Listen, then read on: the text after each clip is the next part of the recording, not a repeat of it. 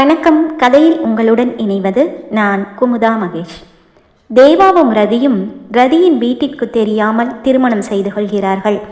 ரதி தேவா கட்டிய தாலியை தன் பெற்றோருக்கு தெரியாமல் மறைத்து வைக்கிறாள். ரதியின் அப்பா அவளுக்கு சதீஷ் என்னும் மாப்பிள்ளையுடன் திருமணம் நிச்சயம் செய்கிறார். முதலில் தேவாவை பிடிக்காமல் ரதி திருமணம் செய்து கொண்டாலும் போக போக கணவனின் அன்பில் கரைந்து ரதியும் அவனை நேசிக்கிறாள். தேவா ஒரு வாரம் தொழில் விஷயமாக வெளியூர் போயிருக்க அவனை பார்க்காமல் தவிக்கிறாள் ரதி. அவன் திரும்பி வந்ததும் ஆசையாய் அவனை சந்திக்க அவன் வீட்டிற்கு வருகிறாள் ரதி.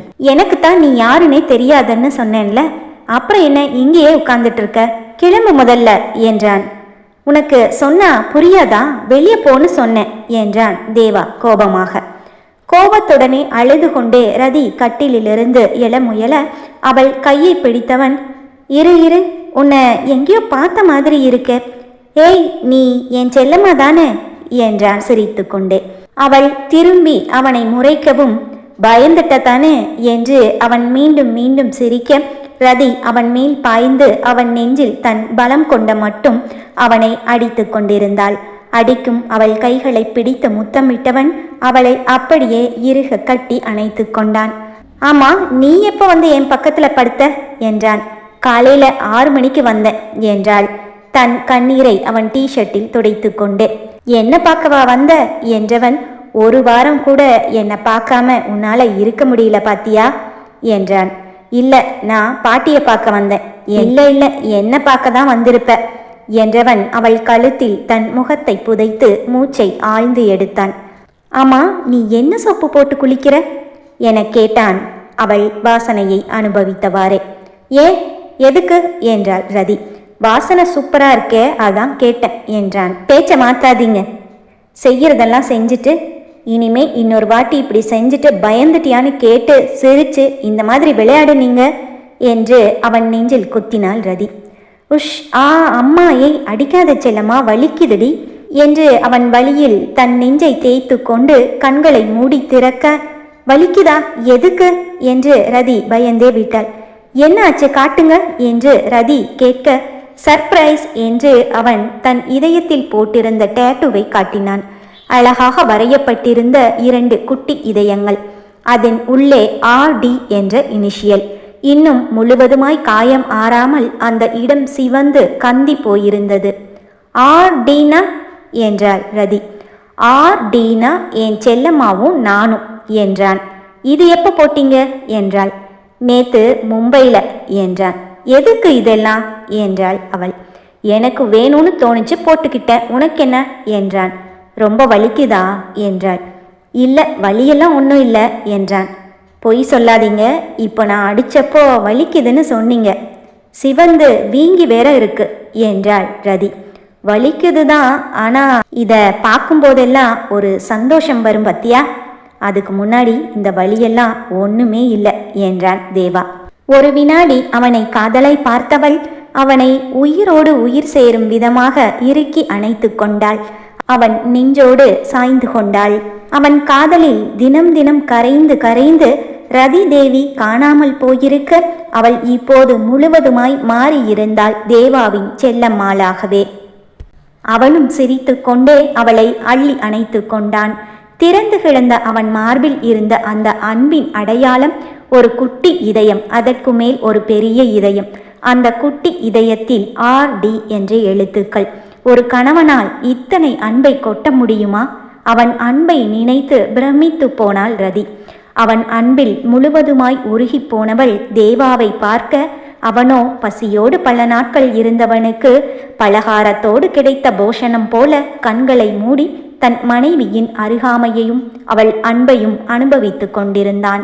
கண்களை மூடி அந்த தருணத்தில் தன்னை மறந்திருந்த தேவாவையும் அவன் நெஞ்சில் இருந்த காதல் சின்னத்தையும் மாறி மாறி பார்த்த ரதி மெதுவாக திருட்டு பூனை போல மாறி அவன் நெஞ்சில் ரணமாகி கிடந்த அந்த டேட்டூவின் மேல் தன் இதழ்களை பதித்தாள் அழுத்தமாக. அவள் மூச்சு காற்றின் இதமும் அவள் முத்தத்தின் சுகமும் அவன் இரத்த நாளங்களை சூடேற்ற அவள் கொடுத்த முதல் முத்தத்தில் கிறங்கித்தான் போனான் நம் நாயகன். அவன் இதயமோ லப்டப் என்ற ஓசையை மறந்து ரதி ரதி என்றுதான் துடித்து கொண்டிருந்தது. செல்லம்மா, ஐ லவ் யூடி என்றான் மூடி இருந்த தன் கண்களை திறக்காமலேயே. அவனையே காதல் பொங்க பார்த்தாள் ரதி. இருவருக்கும் இவருக்கு என்ன குறைச்சல்? ஆணழகன், தொழிலில் கொடிகட்டி பறக்கிறார், ஒழுக்கமானவர், நிறைய படிப்பு, பணம், காசு, சொத்து என்று எல்லாமே இருக்கிறது. அதையெல்லாம் விட தனக்கு துணைவியாக வருபவளின் மேல் உயிரையே வைத்திருக்கிறார். இவர் நினைத்திருந்தால் யாரோ ஒரு பணக்கார பெண்ணை திருமணம் செய்து கொண்டு தினம் தினம் தன் மனைவியின் அருகாமையில் சந்தோஷங்களை அனுபவித்து கொண்டு வாழ்ந்திருக்கலாம். ஆனால் இவரோ என்னை விரும்பி திருமணம் செய்து கொண்டு எந்த சுகத்தையும் அனுபவிக்காமல் தனியாக இருந்து தவிக்கிறார். ஒரு மனைவியாக என்னால் இவருக்கு எந்த ஒரு சந்தோஷத்தையும் கொடுக்க முடியவில்லை. ஆனால் இவரோ அதை பெரிதாக எடுத்துக்கொள்ளாமல் என்மேல் நாளுக்கு நாள் காதலை அதிகமாக்கி கொண்டுதான் போகிறார். சிந்தித்தது ரதியின் மனது. ரதி, நமக்கு கல்யாணமாகி எவ்வளவு மாசம் ஆச்சு என கேட்டான் தேவா தன் கண்களை மூடியபடியே. கல்யாணமாகி என்று யோசித்தவள் 2 மாசத்துக்கு மேலாச்சுன்னு நினைக்கிறேன் என்றாள் ரதி.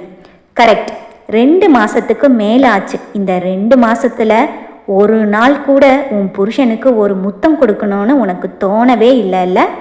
நானும் சரி கேட்டு வாங்கக்கூடாது, எனக்கு என்ன தேவைன்னு புரிஞ்சுக்கிட்டு நீயே கொடுப்பேன்னு ஒரு நாளும் எதிர்பார்த்து காத்துக்கிட்டு தான் இருந்தேன். ஆனால் உனக்கு தான் இத்தனை நாளா என் மேலே பாசமே இல்லை. அட்லீஸ்ட் இன்னைக்காவது பொழைச்சு போகட்டும்னு கொடுத்தியே, சந்தோஷம். ரதி, நான் ஒன்று சொல்லவா என்றான் தேவா. என்ன என்றார் ரதி.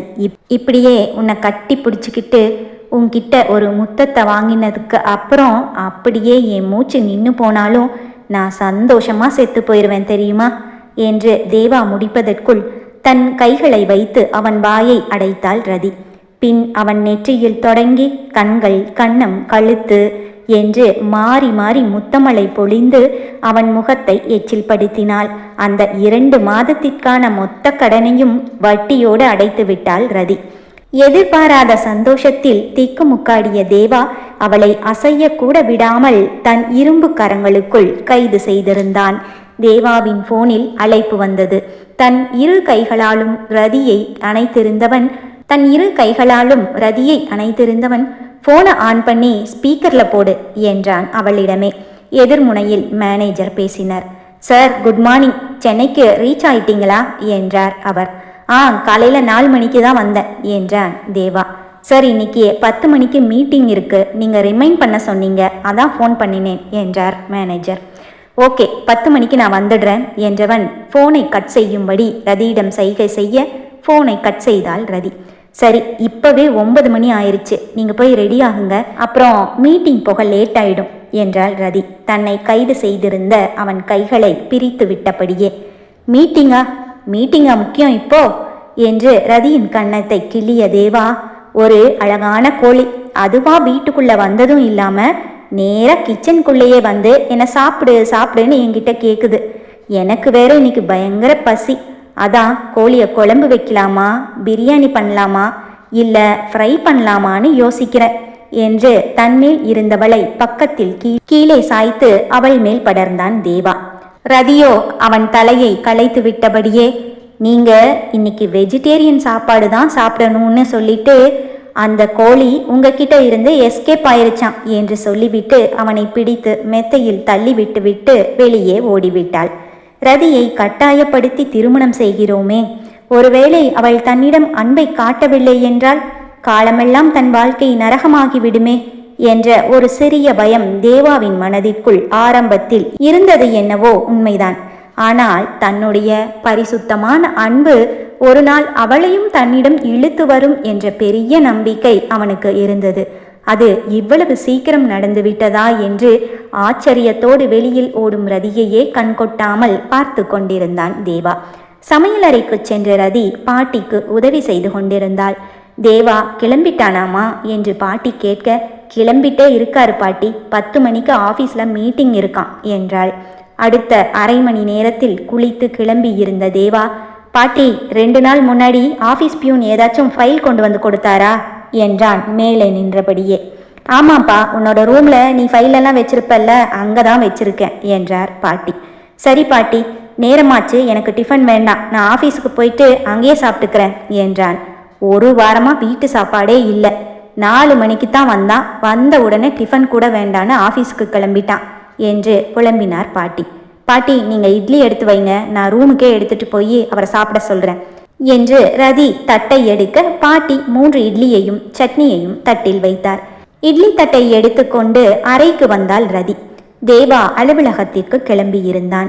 செல்ஃபில் இருந்த ஃபைல்களை தேடி எடுத்து கொண்டிருந்தான். தட்டை டேபிளின் மீது வைத்துவிட்டு அவன் அருகில் வந்தவள் மடித்து இருந்த அவன் சட்டை காலரை சரி செய்தாள். ரதி, டைம் என்னாச்சு என கேட்டான். 9:30 மணிக்கு இன்னும் 5 நிமிஷம் இருக்கு என்றார் ரதி. அவன் அதை கேட்டுக்கொண்டே மீட்டிங்கிற்கு தேவையான ஃபைல்களை ஒவ்வொன்றாக எடுத்து வைத்து கொண்டிருந்தான். டிஃபன் இங்கேயே எடுத்துட்டு வந்துட்டேன், சீக்கிரமா சாப்பிட்ருங்க என்றாள். எனக்கு வேண்டாம், நீ சாப்பிடு, இப்பவே டைம் ஆயிடுச்சு என்றான்.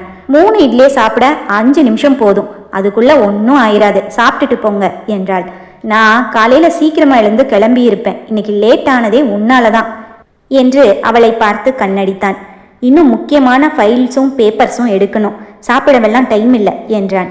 சரி, நீங்க எந்த ஃபைல்னு சொல்லுங்க, நான் எடுத்து வைக்கிறேன், நீங்க போய் சாப்பிடுங்க என்றார். நீயா, இத்தனை ஃபைல்ல நான் சொல்ற ஃபைல நீ தேடி எடுக்கிறதுக்குள்ள நாளைக்கு ஆயிடும் என்று பேசிக்கொண்டே தன் வேலையை பார்த்து கொண்டிருந்தான்.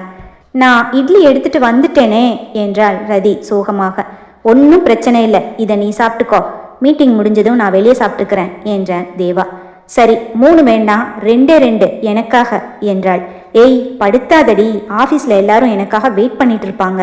நான் நேத்தே வந்திருந்தா இந்த வேலை எல்லாத்தையும் நேத்தே செஞ்சு வச்சிருப்பேன். இப்போ நானே லேட்டாக போனால் நல்லா இருக்காது என்று அவன் பேசி முடிப்பதற்குள் தட்டை எடுத்து கொண்டு வந்து அவன் முன்னே நின்ற ரதி, சரி, நீங்கள் அப்படியே உங்கள் வேலையை பார்த்துட்டு இருப்பீங்களா, நான் இந்த இட்லியை உங்களுக்கு ஊட்டி விட்டுருவேனா, எப்படி இந்த ஐடியா என்றாள். ஒரு வினாடி தன் கையில் இருந்த ஃபைலை மூடி வைத்துவிட்டு, நீ எனக்கு ஊட்டி விட போறியா என்றான் தேவா ஆச்சரியமாக. என்றாள் ரதி. அப்போ 3 இட்லி இல்லை, 5 இட்லியே சாப்பிடுவேன் என்று கூறிவிட்டு ஆ என்றான். ரதி உணவை ஊட்டிவிட தேவா தேவையான ஃபைல்களை எடுத்து வைத்துவிட்டு தன் லேப்டாப்பில் சில கணக்குகளை சரிபார்த்து கொண்டிருந்தான். 2 இட்லியை சாப்பிட்டு விட்டு போதும் போதும் தண்ணி கொடு என்றான்.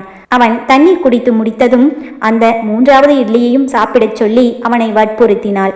2 வாய்தான், 2 நிமிஷம் கூட ஆகாது என்றாள். ரதி அந்த 3வது இட்லியையும் ஊட்டிவிட தேவாவின் கண்களில் கண்ணீர். என்ன, கண்ணெல்லாம் வேர்த்திருக்கு என்றாள் ரதி. சின்ன வயசுல எங்க அம்மா கூட இப்படிதான், போதும் போதும்னு சொன்னாலும் இன்னும் ஒரு வாய்ன்னு சொல்லி வயிறு நிறைய ஊட்டி விட்டுருவாங்க. அதுக்கப்புறம் நான் பாட்டிக்கிட்ட வந்ததும் அவங்களுக்கே இட்லி கடையில் நிறைய வேலை இருக்கும், அதனால அவங்களா ஊட்டி விடட்டுமான்னு கேட்டாலும் நான் அவங்களுக்கு தொந்தரவாக இருக்குமேன்னு நினச்சி நானே சாப்பிட்டுக்கிறேன்னு சொல்லிடுவேன். நீ இப்போ எனக்கு ஊட்டி விட்டதும் எனக்கு எங்கள் அம்மா ஞாபகம் வந்துருச்சு. எங்கள் அம்மாவுக்கு அப்புறம் என் பசிக்கு சாப்பாடு ஊட்டி விட்டது நீ தான். எங்கள் அம்மா என்னை பாதிலேயே விட்டுட்டு போன மாதிரி நீயும் போயிட மாட்டியே என்ற தேவாவின் கண்கள் கலங்கி இருந்தது. நான் உங்களை விட்டு எங்கேயும் போக மாட்டேன் என்றாள். சத்தியமா என்று அவன் வலது கையை நீட்ட, கடவுள் சத்தியமா என்று அவன் கையில் சத்தியம் செய்தாள் ரதி, அந்த விதியின் விளையாட்டு புரியாமல். தேங்க்யூ மை டியர் செல்லம்மா என்றவன் அவள் நெற்றியில் முத்தமிட்டான். அச்சச்சோ, டைம் ஆச்சு, கிளம்பு கிளம்பு, உன்னையும் வீட்டில் ட்ராப் பண்ணிடுறேன் என்று வேகமாக அவளையும் கையை பிடித்து இழுத்து கொண்டே ஃபைல்களையும் லேப்டாப்பையும் எடுத்து கொண்டு விரைந்தான். டேய் தேவா, அவளை எங்கே கூட்டிகிட்டு போற? இன்னைக்கு அவளுக்கு லீவு தானே, இன்னும் அவள் டிஃபன் கூட சாப்பிடல என்று பாட்டி சொல்ல, இல்லை பாட்டி, நானும் அவர் கூடவே கிளம்புறேன், நான் வீட்டில் போய் சாப்பிட்டுக்கிறேன் என்று ரதியும் தன் பேக்கை எடுத்துக்கொண்டு ஓடி வந்து காரில் ஏறிக்கொண்டாள். போகும் வழியில் தேவா அவளுடைய படிப்பை பற்றியும் வேலை செய்யும் ஃபைனான்ஸ் கம்பெனியை பற்றியும் விசாரித்தான். ரதியோ எல்லாம் நல்லா தான் போயிட்டுருக்கு என்று கூறிவிட்டாள். வீட்டிற்கு பக்கத்தில் இருந்த பஸ் ஸ்டாப்பில் தேவா அவளை இறக்கிவிட பாய் என்று சொல்லிவிட்டு காரின் கதவை திறந்தவள் மீண்டும் தேவாவின் பக்கம் திரும்ப, ஏன் பர்ஸை மறந்துட்டியா என்றான். மறந்தது பர்ஸை இல்லை இத என்று தேவாவின் கன்னத்தில் அழுத்தமாய் ஒரு முத்தத்தை அவனே எதிர்பாராத தருணத்தில் பதித்துவிட்டு பாய் என்று சொல்லிவிட்டு இறங்கிக் கொண்டாள். திடீரென்று எதிர்பாராத முத்தத்தில் தடுமாறி போனவனுக்கு சில வினாடிகள் ஆனது தன் நிலையை சமன்படுத்த. அதற்குள் வெளியே காரை சுற்றி வந்து அவன் கார் கண்ணாடியை தட்டிய ரதி அவன் கண்ணாடியை கீழே இறக்க, நேரமாச்சுன்னு சொல்லிட்டு கார்ல உட்காந்து என்ன கனவு கண்டுட்டு இருக்கீங்களா, கிளம்புங்க என்றாள். அவளிடம் சிரித்து கொண்டே, ஒரு நாள் சரியா என்கிட்ட மாட்டுவ, போதும் போதுங்கிற அளவுக்கு அன்னைக்கு இருக்கு உனக்கு என்று கூறிவிட்டு தேவா ஆபீஸுக்கு கிளம்பினான். என்னடி கோயிலுக்கு போறேன்னு சொன்ன, நெத்தியில குங்குமம் திருநீரு எதையுமே காணுமே என விசாரித்த அம்மாவிடம், அது பஸ்ல வரும்போது கூட்டத்துல களைஞ்சு போயிருக்கும்மா என்று கூறி சமாளித்தாள் ரதி. நாட்கள் மெதுவாக நகர தேவா எண்ணியது போலவே அவன் கொடுத்த அன்பை எல்லாம் தாயாகவும் தந்தையாகவும் தாரமாகவும் தோழியாகவும் மாறி அவனுக்கு கொடுத்து கொண்டிருந்தாள் ரதி.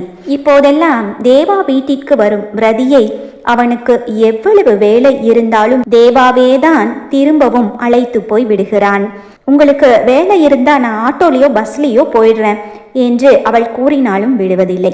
ரதி வீட்டிற்கு பக்கத்தில் அவன் அவளை இறக்கி விடும்போது அவள் சுற்றும் முற்றும் பார்த்துவிட்டு அவன் கன்னத்தில் ஒரு முத்தம் கொடுத்து விட்டு போவதற்கு எப்போதும் மறப்பதில்லை. அவள் மறந்தாலும் தேவா விடுவதில்லை.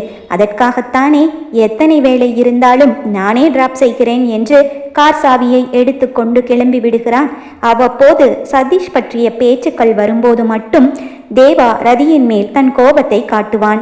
அவன் கோபத்தில் அவள் முகம் வாடும்போது அதை தாங்கிக் கொள்ள இயலாதவனாய் அவனே அவளை சமாதானப்படுத்தி செல்லம்மா என்று கொஞ்ச ஆரம்பித்து விடுவான். ரதியும் ரேணுவும் வேலை செய்யும் அந்த ஃபைனான்ஸ் கம்பெனியின் மேனேஜரின் தொல்லைகள் நாளுக்கு நாள் அதிகமாகிக் கொண்டே போனது. இன்னும் சம்பள தேதிக்கு 4 நாட்கள் தான் இருக்கிறது. சம்பளத்தை வாங்கி கொண்டு பிறகு வேலையை விட்டுவிடலாம் என்ற எண்ணத்தில்தான் ரதியும் ரேணுவும் மேனேஜரின் லீலைகளை சகித்து கொண்டிருந்தார்கள். அன்று ரதி கல்லூரிக்கு வரவில்லை. முதல் வகுப்பு முடிந்ததும் ரேணு ரதிக்கு ஃபோன் செய்தாள். ரதி ஃபோனை எடுக்கவில்லை. 2-3 முறை கூப்பிட்டு பார்த்தவள் ஒருவேளை தேவாவை பார்க்க தேவா வீட்டுக்கு போயிருப்பாளோ என்ற யோசனை வர தேவாவின் எண் ரேணுடைய போனில் இருந்ததால் அவனுக்கு அழைத்தாள். ஹலோ தேவாவா என்றாள். தேவாவே தான், சொல்லுங்க ரேணு, எப்படி இருக்கீங்க என்றான் தேவா. தேவான்னு பேர் சொல்லி கூப்பிட்டா நீங்க ஒன்றும் தப்பா நினைச்சுக்க மாட்டீங்களே என்றாள் ரேணு. என்ன ரேணு, பேர் வைக்கிறதே கூப்பிடத்தானே, நீங்க தேவானே கூப்பிடுங்க, எனக்கு ஒரு பிரச்சனையும் இல்லை என்றான் யதார்த்தமாக. படிப்பு எப்படி போகுது என்றெல்லாம் அவன் விசாரிக்க ரேணுவும் அதற்கு பதில் சொன்னாள். என்ன உங்களை பார்க்கவே முடியல, ரதியோட ஒரு நாள் வீட்டுக்கு வாங்களே என்றான் தேவா கேஷுவலாக. நானே நினைச்சிட்டு தான் இருந்தேன், கண்டிப்பா ஒரு நாள் வரேன் என்றான். இப்போ ரதி அங்க வந்திருக்காளா என்றாள் ரேணு. ரதியா இங்கேயா? இல்லையே. ஏன், அவ இன்னைக்கு காலேஜுக்கு வரலையா என்றான் தேவா. இல்லை, அவ இன்னைக்கு வரல, ஃபோன் பண்ணினா ஃபோனும் எடுக்கலை, அதான் ஒருவேளை உங்களை பார்க்க வந்திருப்பாளோன்னு நினச்சி உங்களுக்கு ஃபோன் பண்ணினேன் என்றாள் ரேணு. ஒருவேளை வீட்டில் ஏதாச்சும் பிரச்சனையோ? தேவாவுக்கும் பதட்டமாகத்தான் இருந்தது. சரி இருங்க, நான் ஒரு வாட்டி அவளுக்கு ஃபோன் பண்ணி பார்க்குறேன், நீங்களும் திரும்பவும் கூப்பிட்டு பாருங்க, அவள் ஃபோன் எடுத்தா எனக்கு சொல்லுங்க என்றான் தேவா.